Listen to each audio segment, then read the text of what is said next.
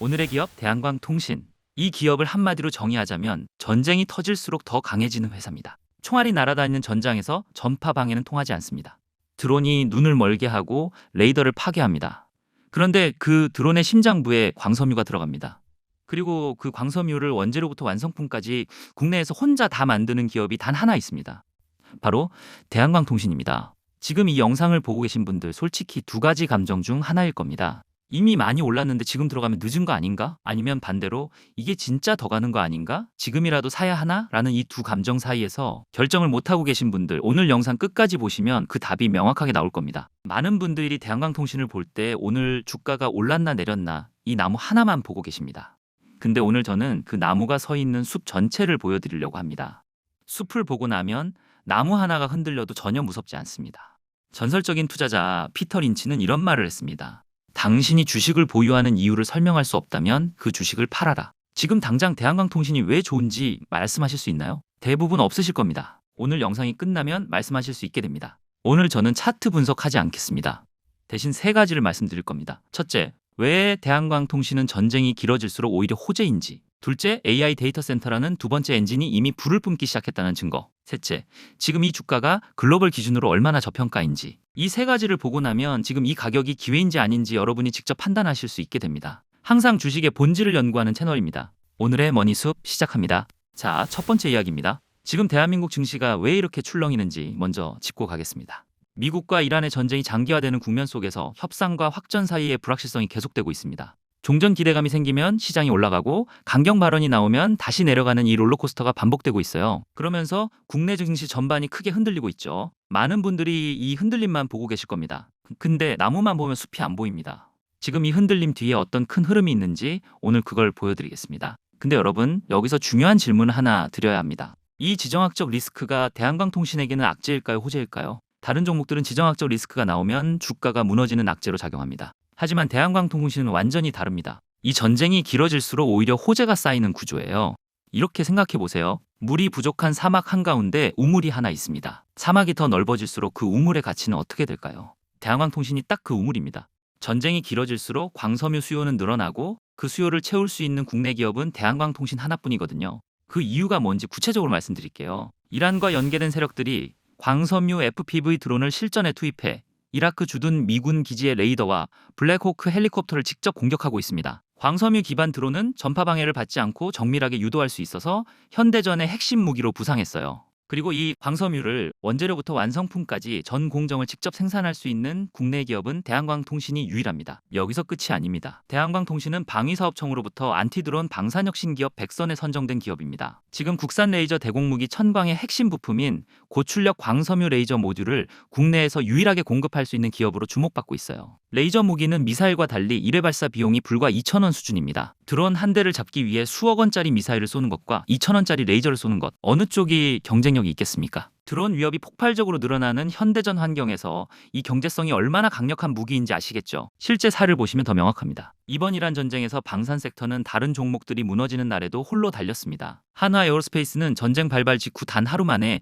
시총이 12조 원 넘게 급증했어요. 드론과 미사일 중심의 소모전이 이어지면서 방공체계와 광섬유 기반 기술에 대한 수요가 폭발적으로 증가하고 있기 때문입니다. 대한광통신도 이 흐름에서 핵심 수혜 기업 중 하나입니다. 정리하면 이렇습니다. 지정학적 리스크는 대한광통신에게 악재가 아닙니다. 전쟁이 길어질수록 광섬유 드론 수요, 레이저 무기 수요가 늘어나고 그 수혜가 대한광통신으로 직접 연결되는 구조입니다. 이게 첫 번째 이야기였고요. 근데 여기서 끝이 아닙니다. 대한광통신에는 전쟁과 완전히 별개로 작동하는 두 번째 엔진이 있습니다. 지금부터가 진짜입니다. 자, 두 번째 이야기입니다. 혹시 빵집 비유 들어보셨나요? 동네에 오래된 빵집이 하나 있는데 알고 보니 그 빵집 사장님이 전국 유명 베이커리 전부에 밀가루 반죽 기술을 납품하는 사람이었던 거예요. 겉에서 보면 그냥 동네 빵집인데 실제로는 업계 전체에 뿌리가 되는 기술을 쥐고 있는 겁니다. 나무만 보면 그냥 동네 빵집이에요. 근데 숲을 보면 이 빵집이 업계 전체를 먹여 살리는 핵심 기술을 갖고 있다는 게 보이는 거죠. 대한광통신이 딱 그 모습입니다. 많은 분들이 대한광통신을 방산 테마주로만 보고 계십니다. 근데 이 회사의 진짜 두 번째 엔진은 AI 데이터 센터입니다. 엔비디아 젠슨 황이 구리 대신 광섬유로 전부 대체하겠다는 방향성을 제시하면서 AI 데이터 센터 광 케이블 수요가 폭발적으로 늘고 있습니다. 글로벌 광케이블 제조사 코닝은 AI 데이터 센터 확장으로 광섬유 수요가 기존 대비 5배 이상 증가할 것이라고 발표했어요. 그 실제 숫자를 보시면은 이게 얼마나 대단한 이야기인지 실감하실 겁니다. 대한광통신의 미국향 매출이 전년 동기 대비 221% 급증했습니다. 단순히 계약서를 쓴 게 아니라 이미 숫자로 증명되고 있다는 거예요. 북미 빅테크 AI 데이터 센터에 초고밀도 광케이블을 공급하는 계약도 체결했습니다. 주식 투자하면서 가장 무서운 게 뭘까요? 기대감만 있고 실체가 없는 겁니다. 뉴스 하나 터지면 올라가고 뉴스가 사라지면 다시 내려오는 거죠. 대한광통신은 다릅니다. 이미 숫자가 나오고 있거든요. 정리하면 이렇습니다. 대한광통신은 방산과 AI 인프라 두 개의 엔진이 동시에 작동하고 있는 기업입니다. 전쟁이 끝나도 AI 수요는 사라지지 않아요. AI가 꺾여도 방산 수요는 남아 있습니다. 두 엔진이 서로를 보완하는 구조라는 거죠. 나무 하나가 흔들려도 숲 전체가 무너지지 않는 이유가 바로 이겁니다. 근데 시장은 지금 이 기업을 아직 제대로 모르고 있습니다. 그게 세 번째 이야기로 이어집니다. 자, 세 번째이자 가장 중요한 이야기입니다. 워런 버핏은 이렇게 말했습니다.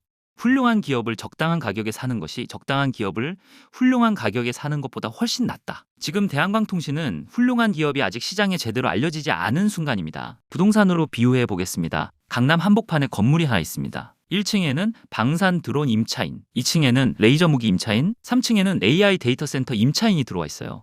근데 이 건물 주인이 자기 건물에 이런 세입자들이 있다는 걸 등기부에 제대로 안 올려놨습니다. 그러니까 이 건물이 강남 시세보다 훨씬 싸게 거래되고 있는 거죠. 근데 지금 등기부가 하나씩 정리되기 시작했습니다. AI 데이터 센터 수주 공시, 방산 레이저 무기 수혜 분석, 북미 매출 221% 급증, 세입자 면면이 하나씩 알려지기 시작한 겁니다. 그 순간부터 이 건물 가격은 어떻게 될까요? 대한광통신이 딱 그 상황입니다. 나무만 보는 사람들은 오늘 주가가 올랐나 내렸나만 봅니다. 근데 숲을 보는 사람들은 지금 이 건물에 어떤 세입자들이 들어와 있는지를 봅니다. 그 차이가 결국 수익의 차이를 만들어요. 국내 유일 광섬유 수직 계열화 기업, 방산수혜, AI 인프라 수혜 이 두 가지가 동시에 맞물려 있는 기업은 지금 코스닥에서 찾기 어렵습니다. 그런데 시장은 아직 이 기업을 그냥 광케이블 만드는 중소기업 정도로 보고 있어요. 이 본질이 시장에 알려지기 시작하면 어떻게 될지 상상해 보시기 바랍니다.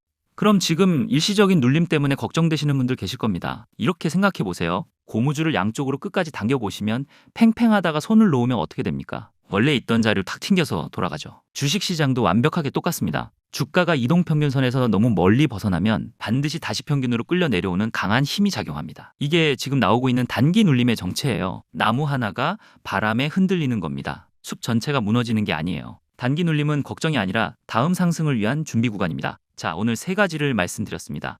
첫째, 전쟁이 길어질수록 광섬유 드론과 레이저 무기 수요가 늘어나고 그 수혜가 대한광통신으로 직접 연결됩니다. 둘째, AI 데이터 센터 북미 수출 221% 급증, 이미 숫자로 증명된 두 번째 엔진이 작동 중입니다. 셋째, 국내 유일 광섬유 수직 계열화 기업이지만 시장은 아직 이 본질을 제대로 모르고 있습니다. 그 갭이 채워지는 순간이 오고 있습니다. 나무만 보지 마시고 숲을 보십시오. 숲을 보는 사람이 결국 이 시장에서 이깁니다. 마지막으로 가장 중요한 걸 말씀드리겠습니다. 매수는 기술, 매도는 예술이라고 합니다. 지금 같은 계단형 상승 과정에서 어디서 사고 어디서 팔지 그 타점이 결국 수익을 결정합니다.